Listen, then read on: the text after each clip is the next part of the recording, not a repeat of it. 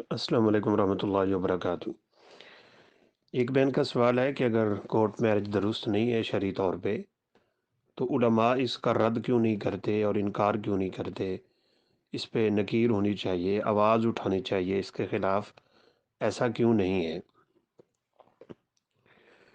رسول اللہ صلی اللہ علیہ وسلم کا فرمان تو اس بارے میں بالکل واضح ہے، لا نکاح الا بولی، ولی کی اجازت کے بغیر نکاح نہیں ہوتا۔ اسی طرح ایک روایت میں ہے، جس عورت کا نکاح بھی بغیر ولی کے کروا دیا گیا فنکاحها باطل باطل باطل، اس کا نکاح باطل ہے باطل ہے باطل ہے۔ بعض دفعہ یوں ہوتا ہے کہ ولی جان بوجھ کے لڑکی کا نکاح نہیں کرواتے، اس کے نام زمین ہے، وہ کہتے ہیں نکاح کروائیں گے زمین بھی چلی جائے گی، اور اس طرح کے ان کے آپس کے مسائل ہوتے ہیں، تو اس صورت میں عدالت سے نکاح جائز ہوتا ہے۔ نبی صلی اللہ علیہ وسلم کا فرمان ہے، السلطان ولی من لا ولی لہ، جس کا کوئی ولی نہ بن رہا ہو، یعنی ولی تو ہے لیکن نکاح ہی نہیں کروا رہا، ایک صورت یہ ہے کہ ولی ہے ہی نہیں، تو ان صورتوں میں عورت عدالت سے نکاح کروائے گی۔ اب اس حدیث سے یہ بھی مسئلہ ہمیں سمجھ لینا چاہیے کہ جب اولیاء ظلم کریں، ولی ظلم کرے، نکاح نہ کروائے، کوئی بھی ولی نہیں کروا رہا، نہ باپ نہ چچا نہ بھائی نہ بیٹا، تو عورت کدھر جائے گی؟ وہ عدالت میں چلی جائیں گی۔ اس کا قطعاً یہ مطلب نہیں ہے کہ وہ ولی سے پوچھے بغیر، جیسے آج کل ہمارے ہاں ہو رہا ہے کہ عورت لڑکی گھر سے بھاگتی ہے، لڑکے کے ساتھ ملتی ہے اور عدالت میں جا کے نکاح کر لیتے ہیں۔ اس کی شرعی طور پہ کوئی اجازت نہیں ہے، بلکہ ایسی عورت کو زانیہ بھی کہا گیا ہے۔ سیدنا ابو ہریرہ رضی اللہ تعالیٰ عنہ اشارہ کیا کرتے تھے، فہیہ زانیہ، یہ زانیہ عورت ہے۔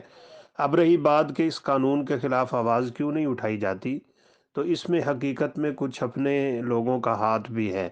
فقہ کی بعض کتابوں میں یہ مسئلہ یوں لکھا ہوا ہے کہ نکاح میں ولی کا ہونا شرط نہیں ہے۔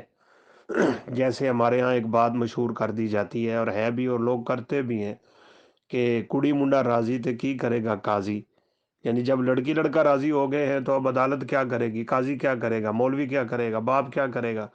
تو یہ نعوذ باللہ غلط رنگ جو ہے یہ دے دیا گیا، اور اس کو باقاعدہ فقہ کی کتابوں میں ایک حیثیت دے دی گئی کہ جائز ہے اگر لڑکی اپنی مرضی سے نکاح کروا لیتی ہے، اور اس کا یہ نتیجہ ہے۔ دوسری اہم بات یہ ہے کہ چونکہ عدالت میں بعض بچیوں کا نکاح جائز بھی ہوگا، جیسا میں پہلے ذکر کر چکا ہوں، اس لیے اس کی کلی طور پہ نفی نہیں کی جا سکتی۔ تیسرا اہم مسئلہ ہے کہ ہمارے قوانین، ہمارا آئین وہ اسلامی ہوتا ہے لیکن اس پہ عمل نہیں ہو رہا ہوتا، تو اس بارے میں عمل میں کوتاہی کرنے والوں کا گناہ ہے، نہ کہ ایسا ہو کہ آواز اٹھائی جائے، مظاہرے کیے جائیں اور پھر فتنہ فساد کھڑا کیا جائے اور اس طرح کی چیزیں ہیں۔ تو ایسا یعنی شریعت میں اس کی بھی اجازت نہیں ہے۔ اگر حاکم وقت کی غلطی ہے تو اس کی اصلاح کیسے کرنی ہے، اس کے بھی قانون اور ضابطے ہیں۔ یہ نہیں کہ جیسے ہمارے ہاں اور جمہوری ممالک میں ہوتا ہے کہ مظاہرے یوں کیے جائیں کہ بسوں کو آگ لگا دی جائے، سڑکیں بلاک کر دی جائیں، لوگوں کو پریشان کر دیا جائے، اپنی بات یوں منوائی جائے کہ دھرنے دے دیے، اور یہ سارا فساد ہوتا ہے دنیا میں، اور اس کا نقصان اس وقت امت مسلمہ بالخصوص بھگت رہی ہے۔